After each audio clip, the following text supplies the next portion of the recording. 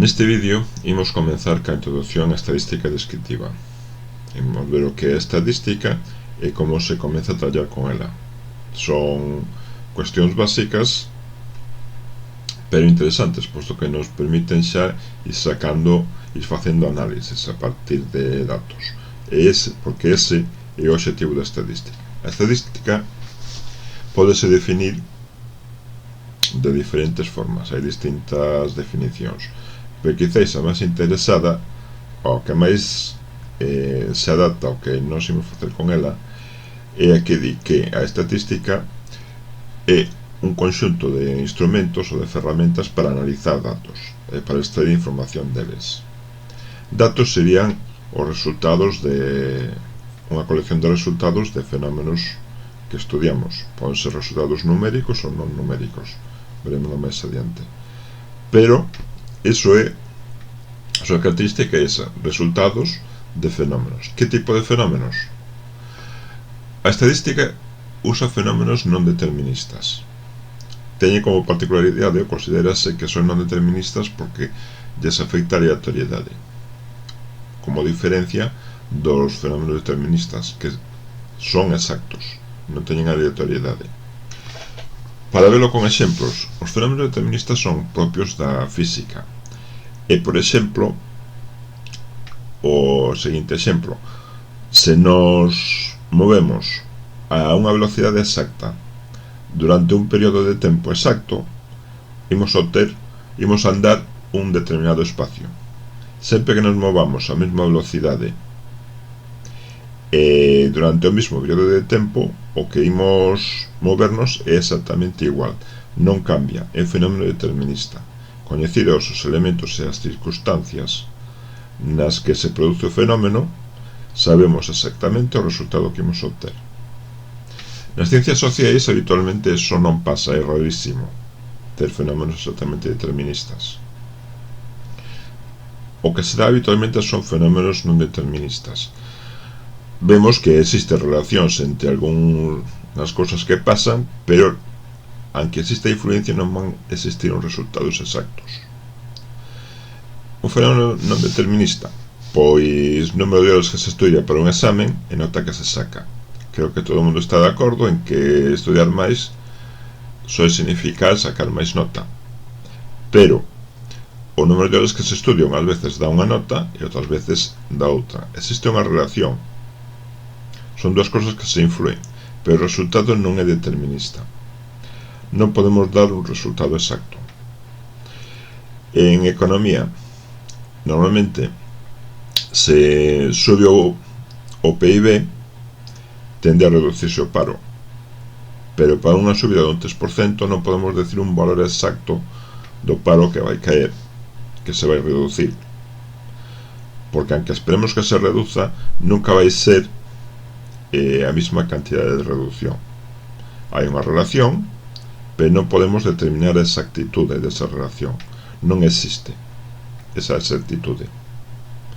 Poden existir pautas e de feito o que estudia estadística son esas pautas, son esas características comuns que aparecen en os distintos fenómenos aleatorios e intenta buscalos. Independentemente de que os resultados non nos poida dar con exactitude, esas pautas permiten aproximalos por un lado e ter un mellor coñecemento do que pasa nese fenómeno. Entón, resumindo, a estadística é un conxunto de instrumentos que nos permite extraer información de datos procedentes de fenómenos non deterministas. E fenómenos non deterministas son aqueles que, aínda coñecendo todas as súas circunstancias, os resultados non van ser exactos, non van ser sempre os mesmos, posto que se considera que están influídos pola aleatoriedade. Entón, como é o traballo estadístico? O traballo estadístico habitualmente só é describir como unha serie de pasos. Todo se fai alrededor dos datos e, polo tanto, o primeiro paso será obtelos, a recollida de datos. Como conseguilos? Recoller datos é importante no sentido de que se os ao recoller os datos teñen que representar ben a situación que queremos estudiar. Non se queremos estudiar, por exemplo, a que se dedica profesionalmente a xente que vive na cidade da Coruña, temos que ter unha mostra representativa. Temos que escoller, o sea, temos que recoller uns datos que nos permitan de verdad inferir ou sacar conclusións correctas sobre no que se ocupa a xente na Coruña. Se nos ocorre entrevistar a 2000 persoas na porta da nosa facultade, sacaremos como conclusión que o 90 e tantos % estudian a carreira. Non son bons datos, porque non representan a realidade. Entón, o primeiro paso, recollida de datos, ten a importancia de que se non o facemos ben, todas as conclusións que saquemos non van valer para nada. Temos que conseguir uns datos que representen realmente o fenómeno que queremos estudiar. Como se fai iso? Na estadística hai dúas formas de enfocalo. Un é a teoría de mostras e outro é a análise de experimentos. Habitualmente nas ciencias sociais, o sea, na economía ou na empresa non tanto, que se pode experimentar, pero no que é economía non podemos facer experimentos, polo tanto a parte da estadística que nos explica como debemos recoller os datos sería a teoría de mostras, da cal veremos algo ou verase algo na estatística 2 de segundo curso. Ben, supoñamos que xa temos recollidos os datos, entón hai que empezar a traballar con eles. Os datos, pois, son algo así, en bruto. O primeiro que teremos que facer será organizalos e presentalos. Para empezar a ver como é a súa estrutura e para empezar a ver as súas pautas. Organizalos vai ser facer tábuas, presentalos pois as propias tábuas ou gráficas. E habitualmente é a estadística descriptiva a que se ocupa desta parte. Estadística descriptiva é o que estamos empezando a ver. Vese a introducción na estadística 1. Unha vez que temos os datos organizados e presentados, xa empezamos a ver as pautas. Hai que medilas. Non chega só con botar un vistazo, que é o que fai unha gráfica, senón é necesario calcular uns valores para as súas propiedades, as distintas propiedades que imos estudiar, e a súa medida vai ser facer mediante o cálculo dos parámetros. Pode ser a medida aritmética, pode ser a varianza, poden ser varios. Pode ser medir dispersión, pode ser medir posición, distintas características. Tamén, estas dúas forman parte do que é a estadística descriptiva. Unha vez que temos xa feito o análise descriptivo, xa temos unhas conclusións. Xa podemos dar unha primeira opinión, pero estas conclusións son únicamente para o cálculo, o sea, para a mostra que temos, para os datos. Se nos fixemos ben a recollida de datos, imos estar interesados en sacar unha conclusión para a poboación. Hasta que punto dunha mostra podemos sacar conclusións para unha poboación. A parte da estadística que se encarga de facer eso é a inferencia estadística, realizar inferencias. Eso é, nós temos unhas conclusións para a mostra, en que medida podemos facer as mesmas conclusións para a poboación da que proceden. Nos, por exemplo, collemos unha mostra de 1000 persoas da cidade da Coruña, ben recollida, hasta que punto os resultados desas 1000 persoas representan a totalidade. Que podo decir eu a partir deses resultados? Ben, o que me dá as normas para saber o que podo decir é a inferencia estadística. Sacar conclusións dunha mostra para unha poboación, para algo máis global. Entón, estos serían os 4 pasos do traballo propiamente estadístico. Desde recoller datos, organizalos, presentalos, calcular as medidas das súas propiedades e, finalmente, sacar conclusións estadísticas, que iso é realizar inferencias. Este traballo propiamente estadístico, pero vais a necesitar dos pasos previos.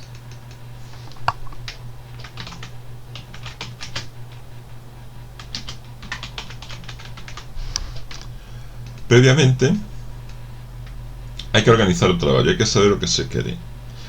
Eso, máis que traballo de estadística, é precisamente se é o traballo que os corresponde a un economista. Un economista pode facer tamén o propio traballo estadístico, para eso se está formando.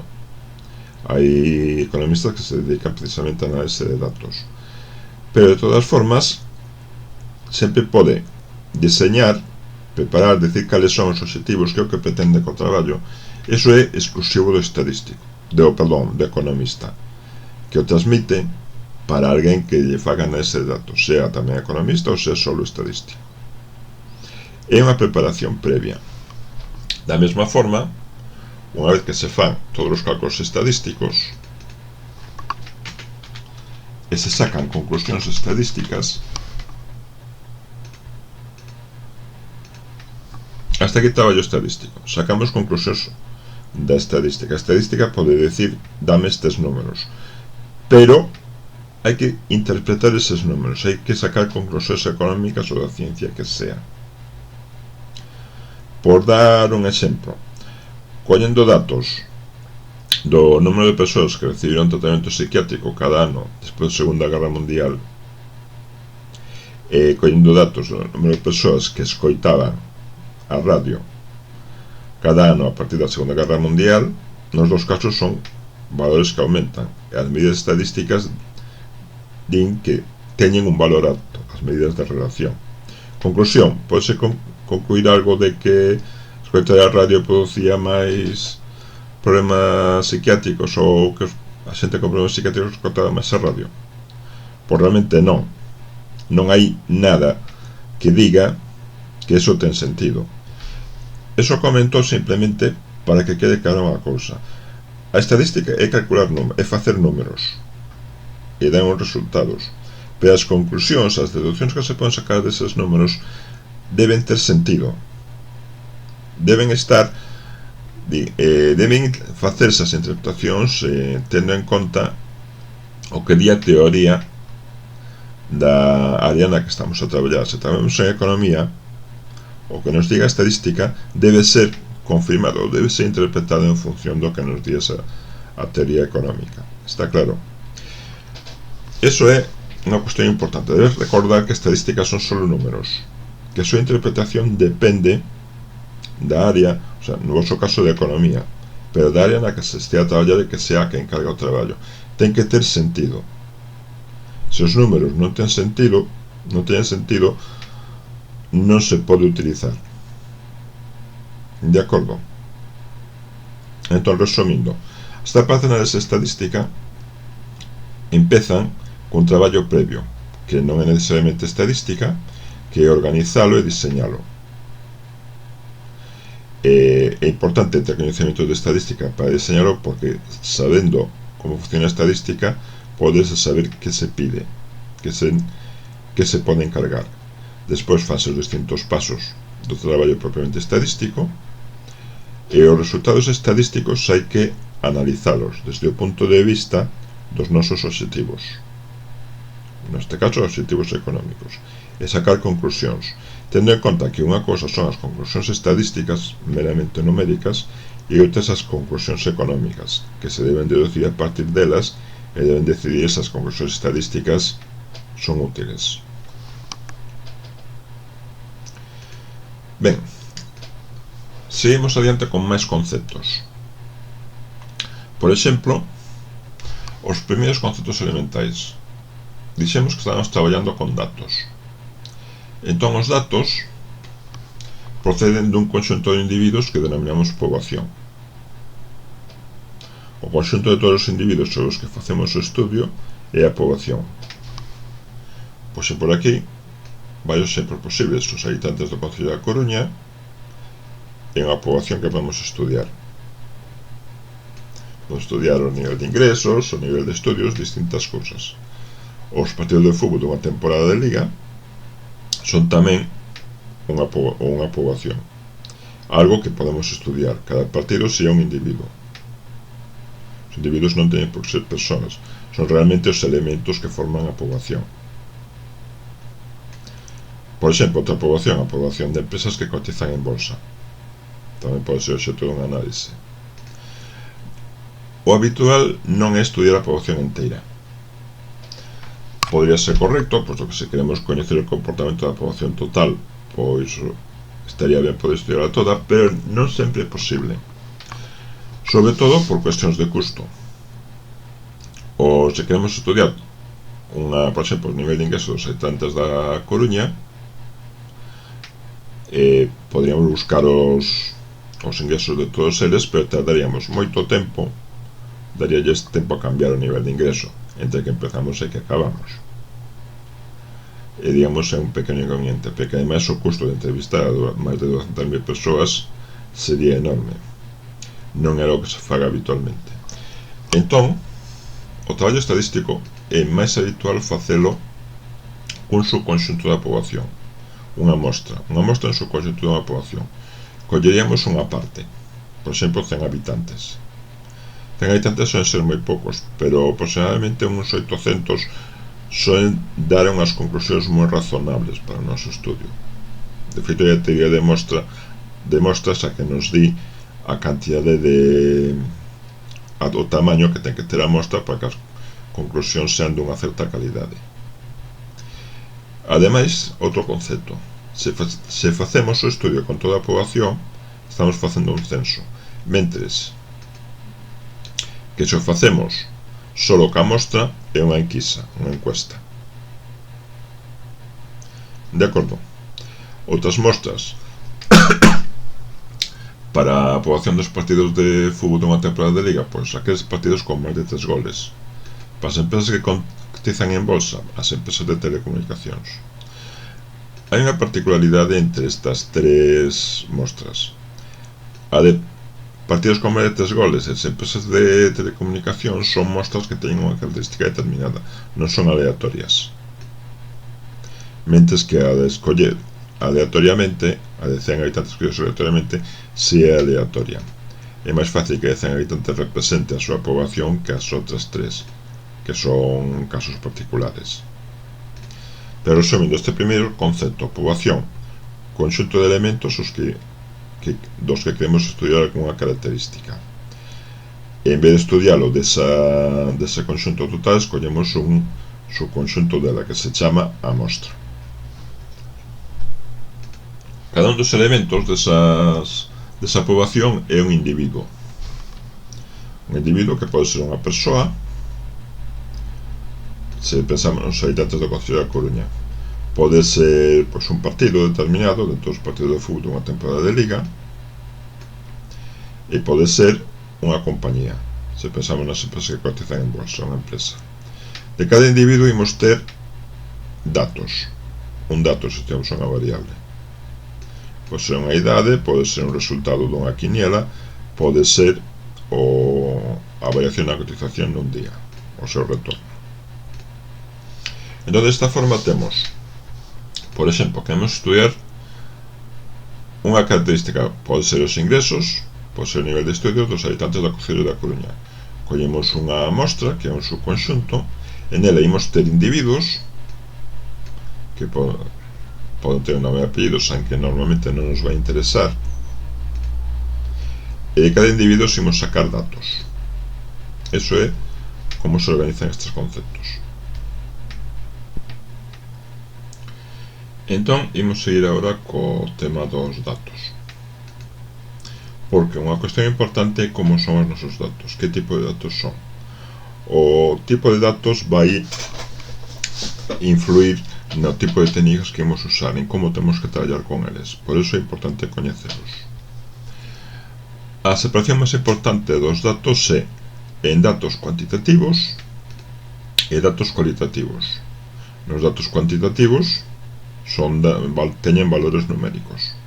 Actualmente denomínanse os seus resultados precisamente valores, e o nome dos que se asignan estes fenómenos e o seu conxunto de resultados é de variables, mentres que se non son numéricos os fenómenos estudiados denomínanse, ou as características denomínanse atributos, e os seus resultados poden denominarse categorías.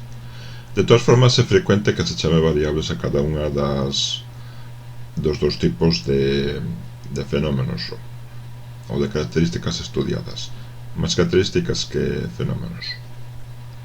As características numéricas sean variables cuantitativas e as características non numéricas variables cualitativas ou atributos, ou incluso tamén variables categóricas. Imos primeiro falar das variables numéricas. A súa separación habitual é en continuas e discretas. Continuas pódense definir como aquelas variables que entre dos valores sempre podemos encontrar algún valor máis. Por exemplo, sería a estatura. Entre un 80 e un 85 pode estar o valor de un 82. Entre un 80 e un 82, 1,815. Entre 1,815 e 1,82 outros, etc, etc, etc. O mesmo a variación do IPC, que en porcentaxes podemos aproximalo canto queiramos, é unha variable continua. Mentes que pola conta nas variables discretas podría ser a idade, podría ser o número de fillos, podemos atopar valores que entre eles non existe ningún outro. Idade, se a medimos en anos, entre 20 anos e 21 non hai ninguna cantidade posible. Número de fillos, entre 2 e 3 non hai nada. Por lo tanto, son discretas. Por así decirlo, funcionan a saltos, mentres que as continuas funcionan de forma continua. Eso é definición técnica. Na práctica, que pasa? Na práctica, as técnicas que imos aplicar as continuas e as discretas, que poden ser diferentes, en realidade aplícanse as continuas se temos moitos valores distintos, e as discretas se temos poucos valores distintos. Número de fillos, por exemplo, 0, 1, 2, 3, o habitual 4, 5, pode haber máis, pero son poucos valores. Aplícanse técnicas de variables discretas. Sen embargo, na idade, a idade pode ser entre 0 e 100. Son moitos valores diferentes. Aí xa ten sentido non usar técnicas de discretas, que se complican excesivamente, e pasar a técnicas de continuas. Se ben, hai unha diferencia característica entre continuas e discretas, as discretas van a saltos, as continuas non. Na práctica, son se aplicar as técnicas de continuas, as que teñen moitos valores diferentes, mentres que as de discretas as que teñen poucos valores diferentes.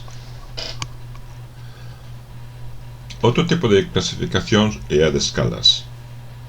Escalas indican o tipo de propiedades métricas, digamos, algunhas características. Non entraremos máis, simplemente as numéricas divídense en escalas de intervalo e escalas de razón. A diferencia é que nas de razón hai un valor que significa o cero, mentres que nas de intervalo eso non importa. Por exemplo, na temperatura, a temperatura existe unha temperatura cero.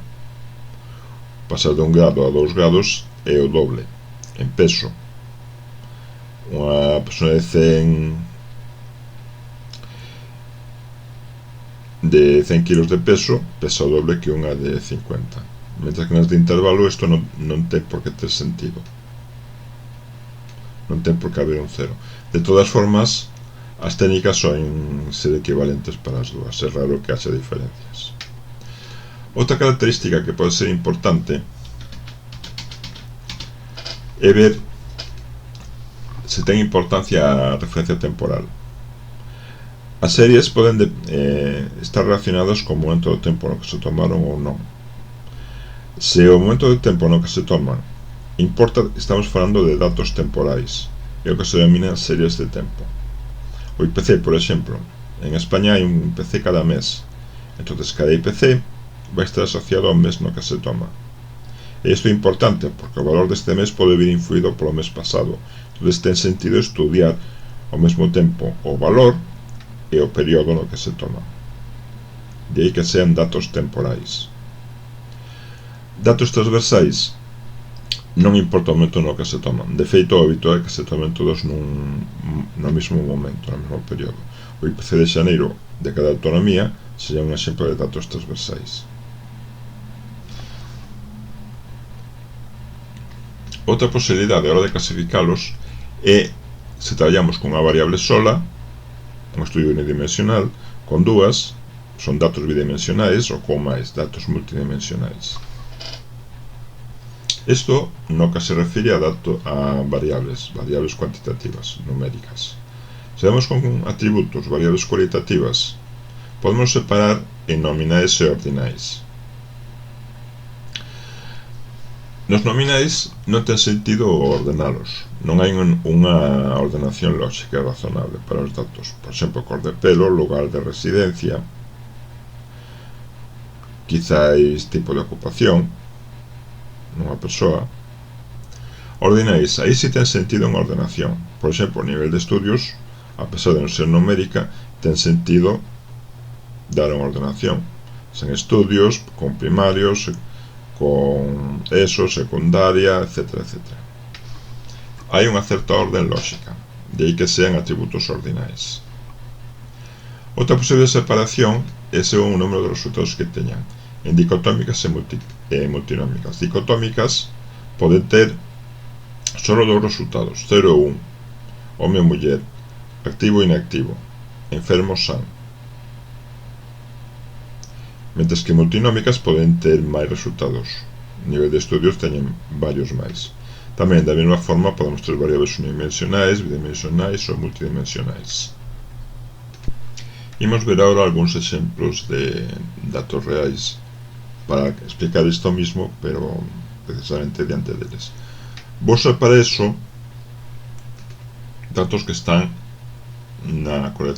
nesta colección. Poderos descargar os ficheiros que usemos nos vídeos e nas aulas, poderos ir descargando de aquí. Só excepcións que poden indicar de momento, só está o que vou usar agora, o ficheiro ocasión zip. Abrindo, coloquei todos os seus ficheiros dentro deste directorio. Abro RStudio desde aquí e podo ir executando para ver os distintos casos. Dentro do ficheiro de exemplo, o que hai, executaría, agora está na memoria, chamase datos, está aquí, e podo ver 5 variables. A simple vista, 2 son numéricas e 3 atributos. A cuestión é, as numéricas que son continuas ou discretas. O de decimales, carat, que é o peso dunha serie de diamantes, podría considerarse discreta. Ademais, vai ter bastantes valores diferentes, traballarase con ela, perdón, podese considerada continua, traballaremos con ela como variable continua. Mentres que precio, ollo, en principio pode ser considerada discreta, tal como está dado 1510, 1511, son valores asaltos. O que pasa é que son moitos valores diferentes, aparte de que a operación teoría podría facer con decimales, pero aquí non o fan.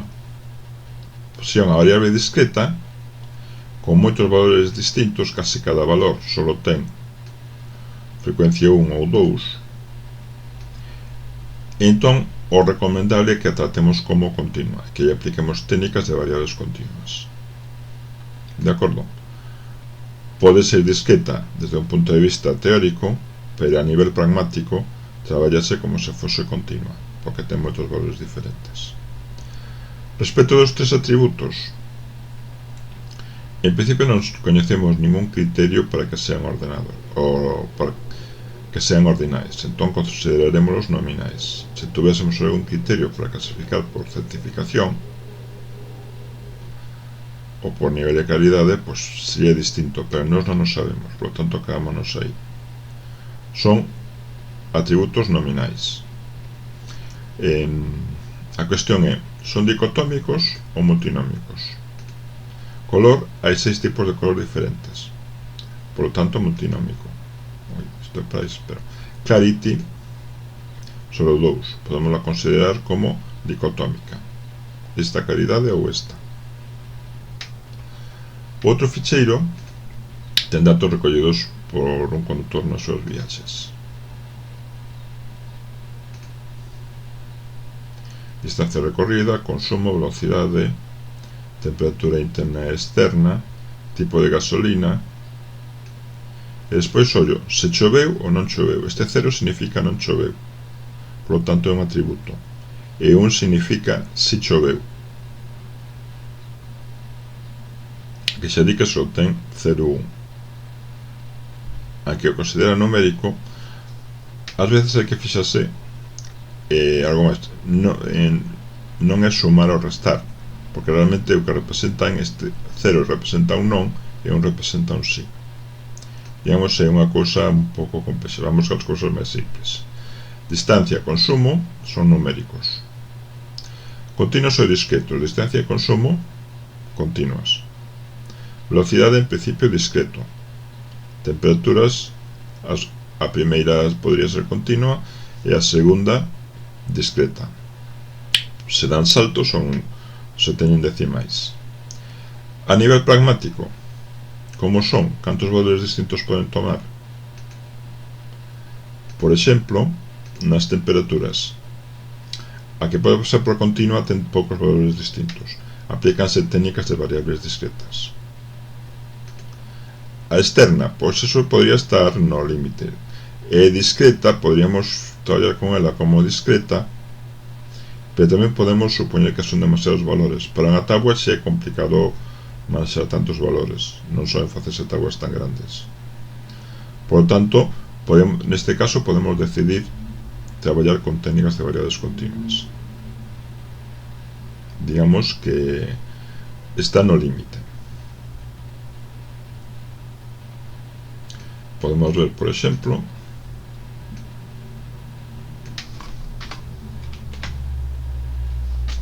distancia claramente continua. Vamos ahora cas variables discretas. Tipo de gasolina só ten dúas, por lo tanto é dicotómica.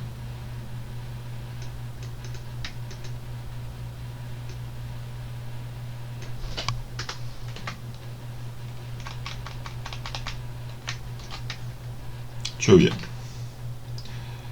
son dúas, non chove se chove. 0 e 1 é só para representar unhas categorías, é un caso particular, por lo tanto podemos considerarlo como un atributo dicotómico, además claro no sentido de que indica si ou non, si pasou algo ou non pasou algo. O mesmo para días de sol.